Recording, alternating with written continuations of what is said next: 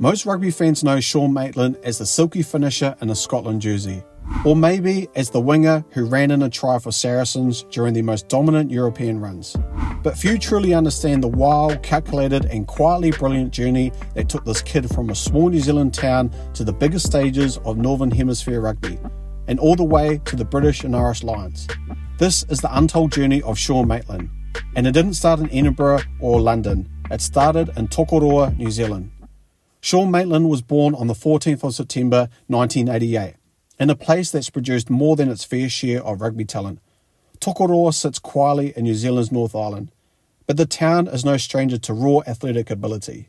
From early on, Maitland showed he wasn't just another kid playing backyard footy. He had pace, real pace. In high school at Hamilton Boys High, he clocked 11.29 seconds over 100 metres and 22.30 over 200 metres. That's proper winger speed. Not to mention, he was throwing the discus over 45 metres, showing power that scouts couldn't ignore. At 17, he made his debut for Canterbury, and by 19, he was wearing the red and black jersey for the Crusaders in Super Rugby. Think about that for a second. Debuting for arguably the most dominant franchise in Southern Hemisphere rugby, while still a teenager. It wasn't just a matter of potential either. He delivered. In 2011, he exploded into the headlines when he scored 4 tries in a single match against the Brumbies. 4 in Super Rugby. That performance made people take notice, but he was still flying under the radar compared to the flashy young wingers in New Zealand. At that point, it looked like Maitland was on the fast track to the All Blacks, but the reality was more complicated. New Zealand rugby in the early 2010s had a serious backlog in the outside backs. Israel Dagg, Corey Jane, Zach Guilford, Jose Gear and a young Julian Savia were all crowding the pipeline. The All Blacks jersey seemed increasingly out of reach. So Maitland made a decision most young Kiwi players wouldn't dare. He looked north. Through his Glaswegian grandparents, he was eligible for Scotland. And in 2012, just as most players were trying to make their mark in Super Rugby, Maitland packed his bags and headed for Glasgow Warriors. It wasn't about chasing money, it was about an opportunity. A shot at international rugby that New Zealand couldn't promise. It didn't take long for Maitland to make an impact. In 2013, he debuted for Scotland during the Six Nations and scored a try in his first game. That same year, he was named to the British and Irish Lions squad touring Australia. Let that sink in. Less than a year after leaving New Zealand, he was wearing the Lions red. Not many Kiwis can say that. He didn't just get a test cap during the tour, but featured in several matches. And his inclusion alone was proof that the move had paid off. Club-wise, Maitland settled in quickly. He played 3 solid seasons with Glasgow, racking up 50 points in 38 appearances. Then came a short stint with London Irish, followed by a defining chapter of his club career, his move to Saracens in 2016. This wasn't just a smart transfer, it was the start of something dominant. With Saracens, Maitland hit a new gear. Over 8 seasons, he made 137 appearances and scored 260 points. He was consistent, dependable, and a lethal weapon when it mattered most. He wasn't just part of the Saracens squad, he won 3 premiership titles and 2 European Champions Cups. One of his biggest moments came in the 2019 European final, where he crossed for a try that helped seal another title. He wasn't just along for the ride, he was a big-time game player. The kind of guy who turned up when the pressure was on. Saracens had their scandals, including a salary cap breach that saw him relegated in 2020. But they bounced back quickly and Maitland stayed loyal through it all. Internationally, he continued to serve Scotland with class. Over the years, he earned more than 50 caps, scoring 75 points along the way. He played in 2 Rugby World Cups, 2015 and 2019.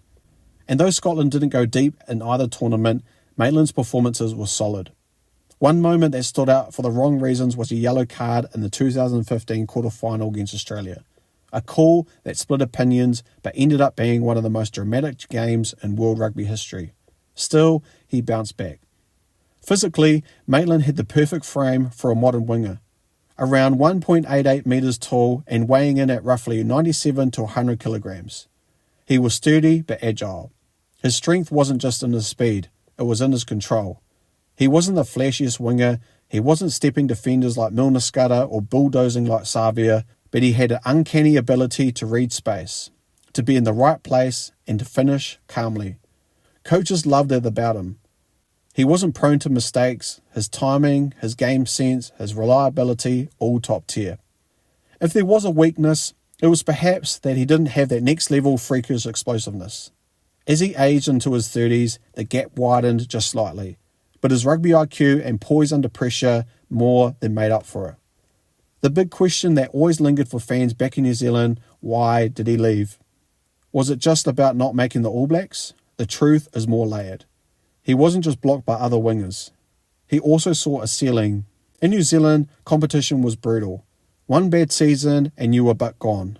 But in Europe, there was room to grow, to lead, and to extend your career. And let's be honest, rugby in Europe pays. Saracens, one of the richest clubs in England, had a reputation for looking after their players. While exact numbers aren't public, Maitland was believed to be among the high earners at the club, especially after sticking through the club's relegation and return. It was a smart career move. He also became a mentor figure at Saracens. Younger players looked up to him, not just because of his resume, but because of the way he carried himself. He wasn't loud or flashy, but when he spoke, people listened. He'd been to the top and back. He'd made career-defining choices that paid off. He showed that international glory didn't have to come through an All Blacks jersey. And in doing so, he opened doors for other New Zealand-born players with multiple national eligibilities to consider alternative paths. By 2023, the writing was on the wall. At age 34, with over 15 years of professional rugby under his belt, Maitland announced that he would retire at the end of the 2023-24 season. His final home game was emotional.